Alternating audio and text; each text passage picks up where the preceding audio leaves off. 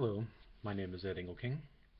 I am decided to start recording some videos to document my experience with my brain tumor, um, specifically a acoustic neuroma. And I figured I would be able to use this both as a method of being able to share my experience with the process and be able to hopefully help out other people who have been diagnosed and want to understand what the process is after the fact. There's lots of really good information, medical information about an acoustic neuroma and what it means prior to surgery and for the surgery itself.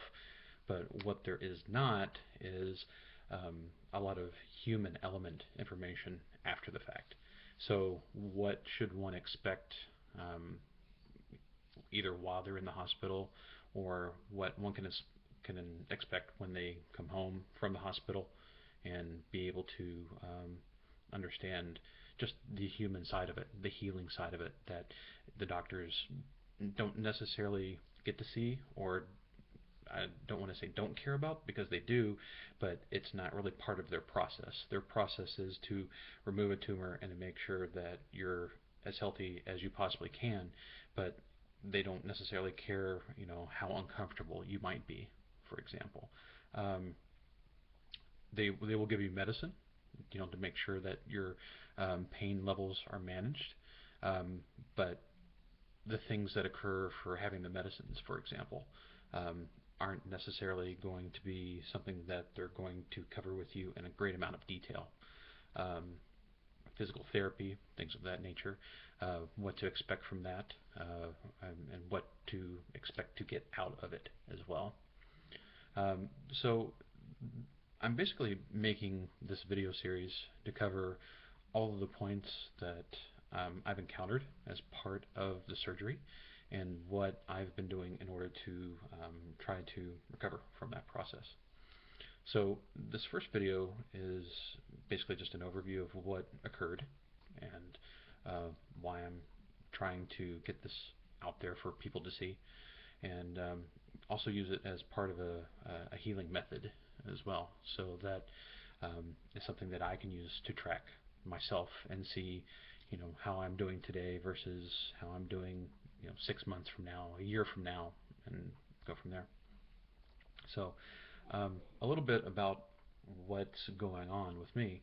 I moved to San Francisco from LA back in February of 2014, and shortly thereafter, I noticed that um, I was cleaning my ear, and I didn't quite hear as well out of it as I thought that I should. It was kind of muffled, um, so I decided, okay, I'm going to go to the doctor. After a lot of prodding from both my wife and coworkers, decided to go and have my hearing checked out. And so the doctor comes in, takes a look, and sees that yes, my ears look clean, they're fine, no problems there. So they send me to have my ears tested, audio tests. Which after I did the test, they determined yes, there is hearing loss. The problem with that is that generally with hearing loss, it should be equal on both sides. So having hearing loss on one side that's fairly distinct is something that is not normal. So they scheduled a MRI, and which I had, and about 3 hours afterwards, they called me up and said, "You have a brain tumor, and it's called an acoustic neuroma," and basically left it at that. Um, I received a phone call a couple days later from my surgeon, uh, and he basically outlined everything.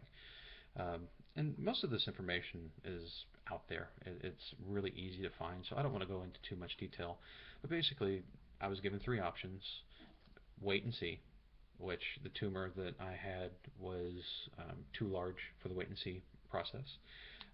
A gamma knife, which is multiple focal points of radiation that intersect at one point and deliver a large dose of radiation to a tumor.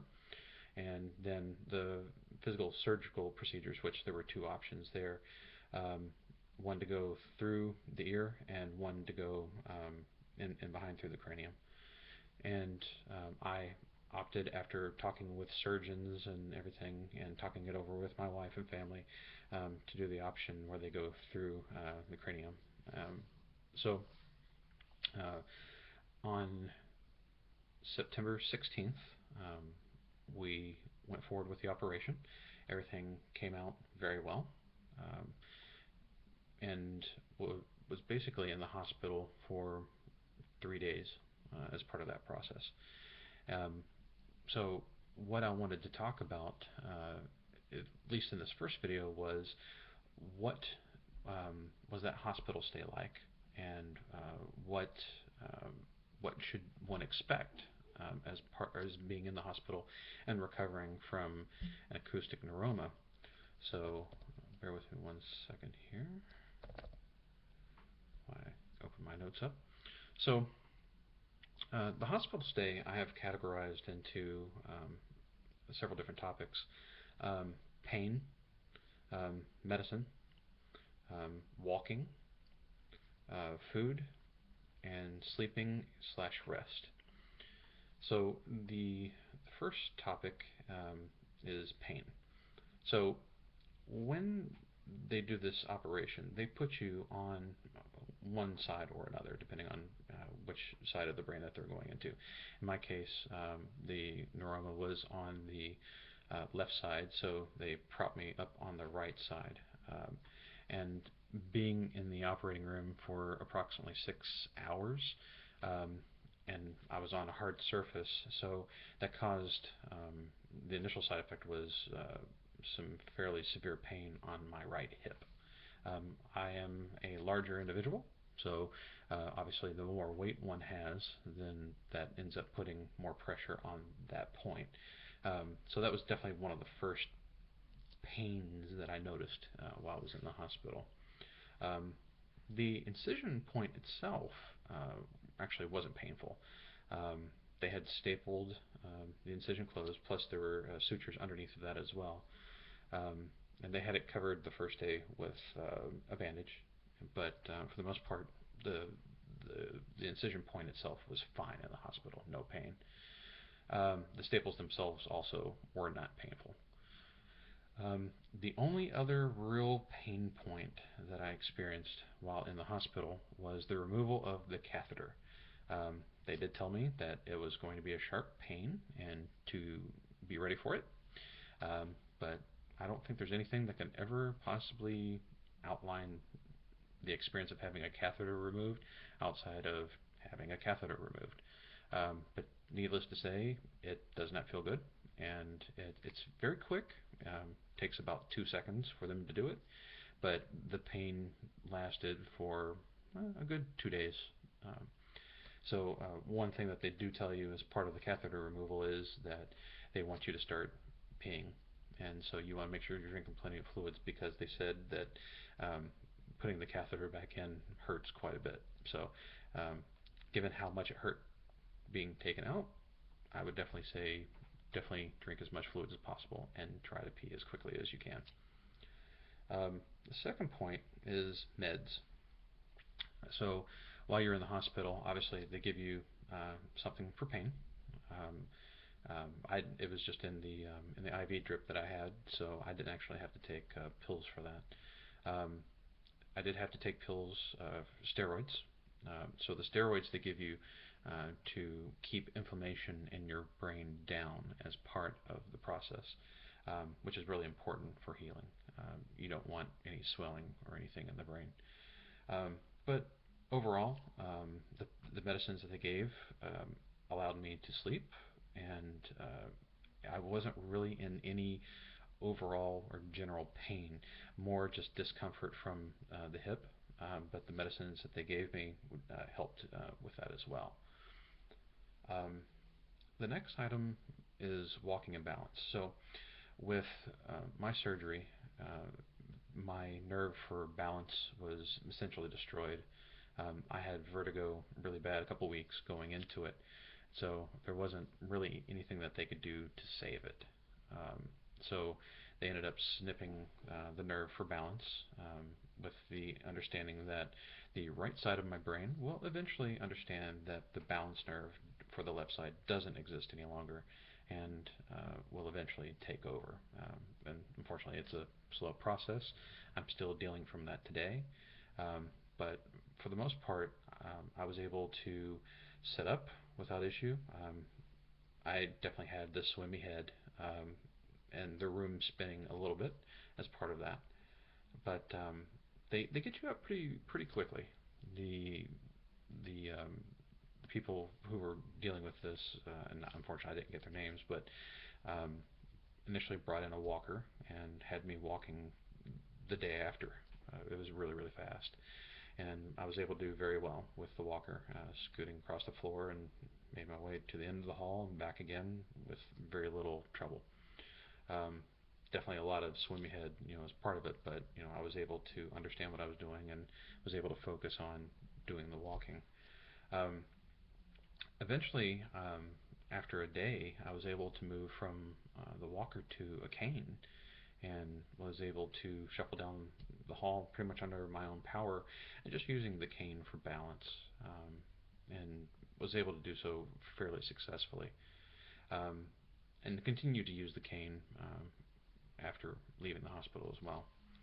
Uh, the initial first day, I was dealing a lot with swimmy head and, and the room spinning quite a bit. But as the days progressed, eventually the room did stop spinning, and most of the swimmy head that I was dealing with was from setting up, turning my head side to side. Even today, it's really bad. Up and down, um, and just trying to focus on things.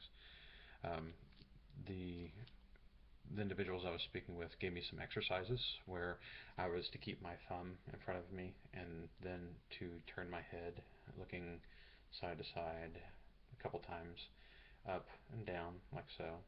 And then the really tricky one was to go the opposite way of where your fingers and thumbs are going. And I'm still having trouble with that today. Um, One of the next bullet points is in regards to food and tasting. So, nothing in a hospital is going to taste good. It's pretty much bland food anyway. But as part of my procedure, um, I've lost the ability to taste foods. Now, the doctor said that that could come back, maybe, maybe not. But right now we're on a wait and see kind of process. But the important thing is that you really need to eat. The food, may not taste great or just have no taste at all. But the important part is that you need to get your bowels moving. You need to, be able to go to the restroom, and otherwise they won't let you leave the hospital. So, encourage yourself, to set up and eat. You may not even want to. You may be tired, you may be drowsy, but eat. It's very important. It keeps your energy levels up, and definitely makes you feel better after the fact. And they give you pretty much whatever you want unless you're on some kind of food restriction. Uh, the surgery itself doesn't prevent you from eating anything. You ask for it, they'll get it for you. Let's see, the next item is sleeping and attempting to rest. The Because you've had brain surgery, and it's very important that the nurses and even doctors, are they're checking in on you all the time to make sure that your vitals are okay, that everything that um, is going on inside your head isn't causing other problems, and they come in basically every 2 hours. So I was at the hospital for 3 days, and of those 3 days, every 2 hours I was being woken up. Um, Especially towards the last day, I didn't feel that that was really needed. Um, and even the nurses, apologized after the fact and said, we probably could have taken you off of that, but they just didn't think of it. But for the most part, um, you know, you want to feel free to tell the nurses that if you want to sleep a little longer, to have them, take that into consideration. Um, part of recovery is rest, and if you're not resting, it makes it more difficult to, get well.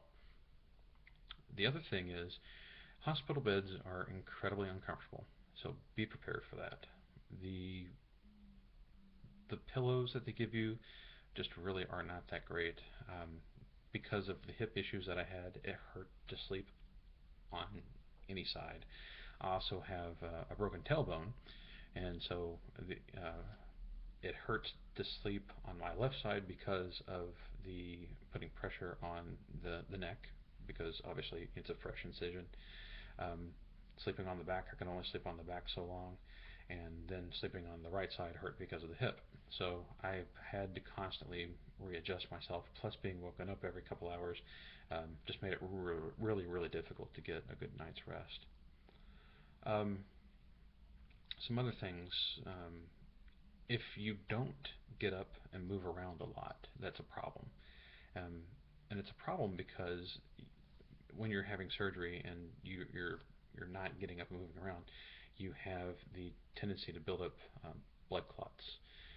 So they put your legs inside of these things that inflate and deflate, and it's just constant. It actually feels pretty good, really. But the problem is that if you're not getting up and moving around or making the attempt to, you can get a blood clot.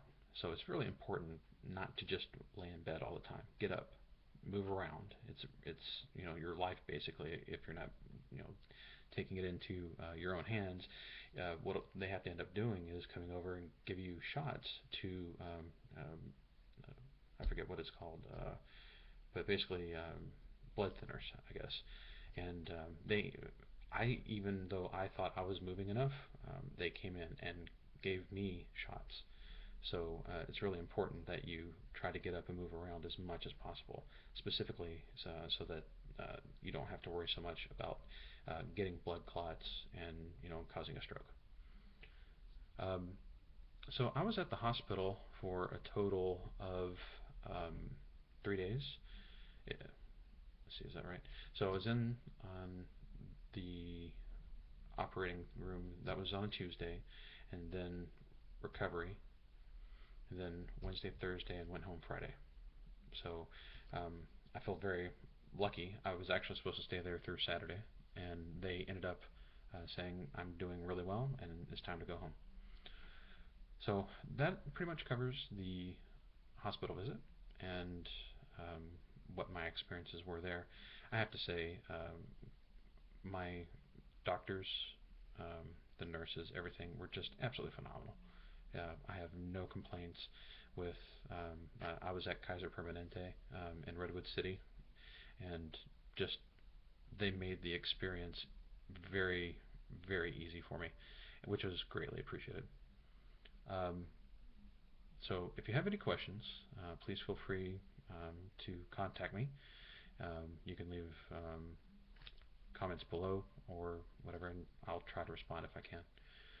Thank you very much, and I hope to have the next video up within the next couple of days. Thanks.